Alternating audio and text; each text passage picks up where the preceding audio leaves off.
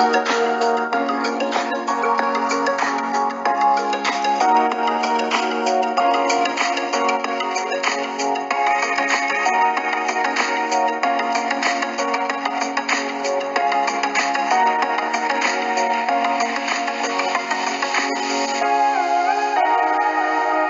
friends, welcome to Facts and Figures.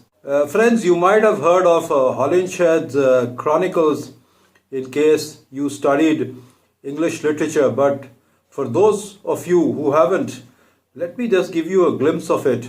Holinshed'S Chronicles, otherwise, is a detailed subject that has influenced many iconic writers and playwrights, including William Shakespeare. Holinshed'S Chronicles, also known as Holinshed'S Chronicles of England, Scotland, and Ireland, is a collaborative work published in several volumes and two editions.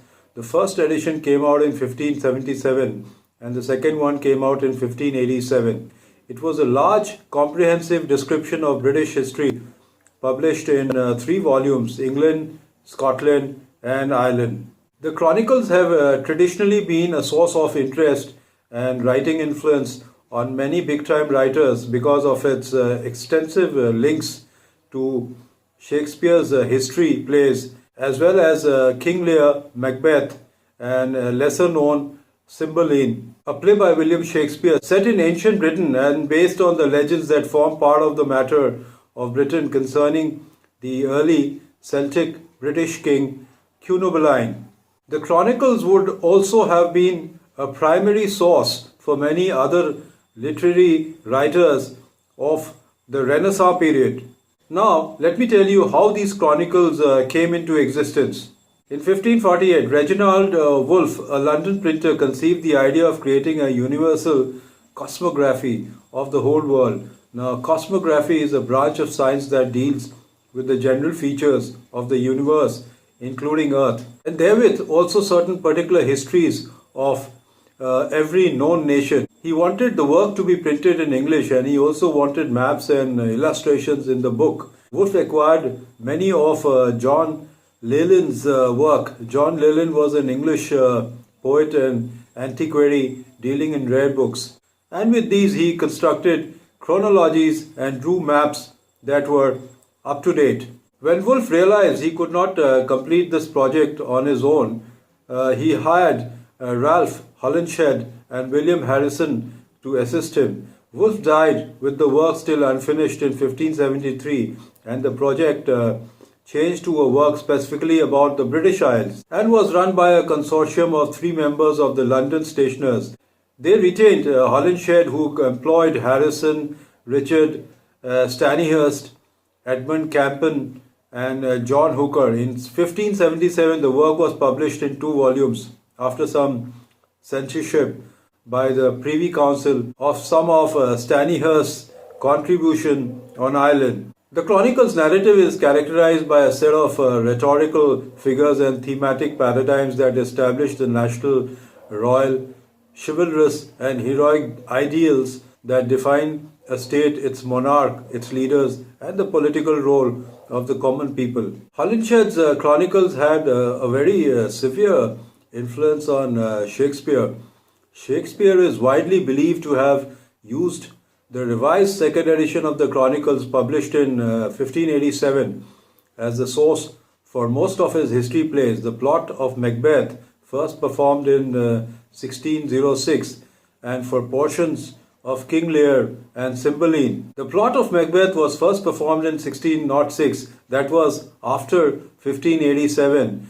So it is generally believed that Shakespeare took his elements of playwright of Macbeth from Holinshed's Chronicles. Later, for portions of King Lear and Cymbeline, Shakespeare did consult Holinshed's Chronicles. Several other playwrights such as Christopher Marlowe also used Chronicles as a source.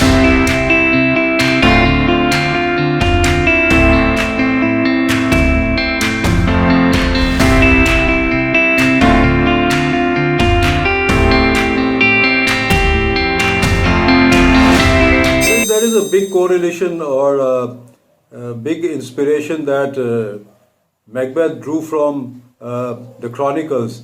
Let me briefly take you through that. Shakespeare used Holinshed's work extensively in Macbeth, but in modified form. An instance is the three witches whom Holinshed describes as creatures of elderwood, nymphs, or fairies. Nymphs and fairies are generally viewed as beautiful and youthful, but Shakespeare's three witches, you will recall in Macbeth, are ugly, dark, and bizarre.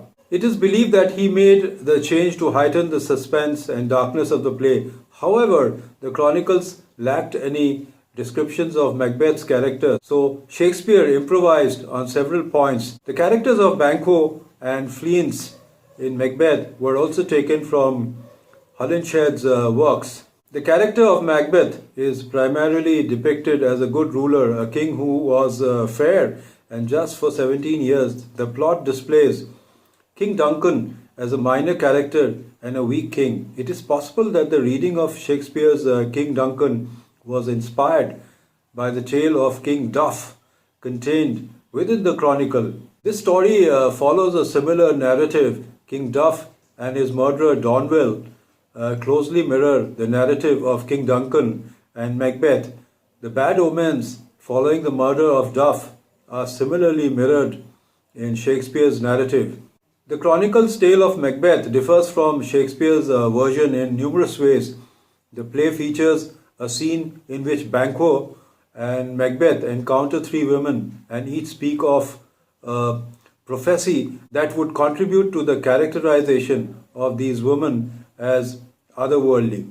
In the Chronicles version, Macbeth is a much more sympathetic character. King Duncan is depicted as a weak ruler who had violated the Scottish laws of succession by failing to consult the lords before naming his son. In Holinshed's Chronicles, Banquo is shown as a scheming character. He is an accomplice in Macbeth's murder of Duncan.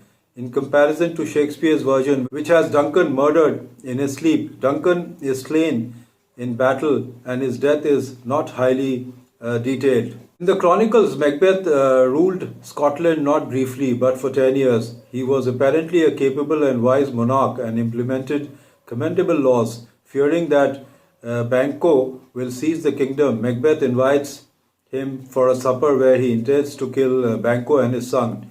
He succeeds in killing Banquo, but his son Fleance flees to Wales.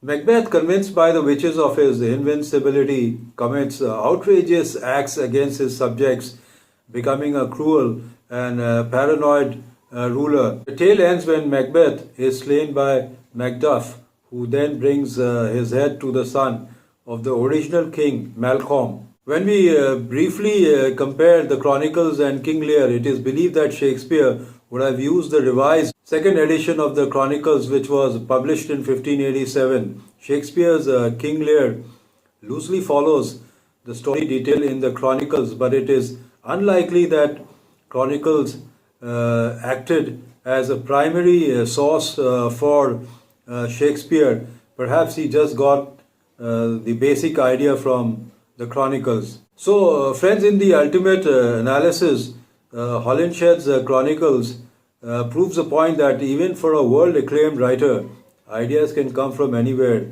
which could include history or even mythology. So, I've just given you a brief of Holinshed's Chronicles. It's a huge document. If you are interested, you'll probably spending a lot of time reading it. So friends, that's all I have for today. Goodbye and see you next week.